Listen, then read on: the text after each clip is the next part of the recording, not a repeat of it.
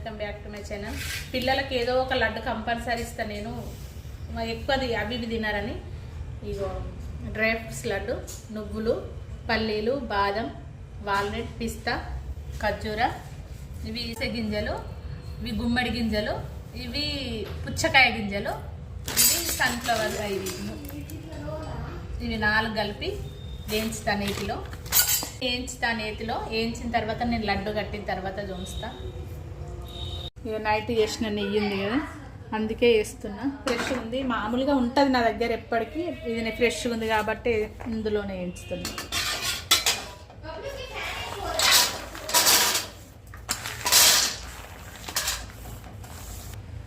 నేతిలో వేయించుతున్నా, అన్నీ కలిపి వేయించుతున్నా.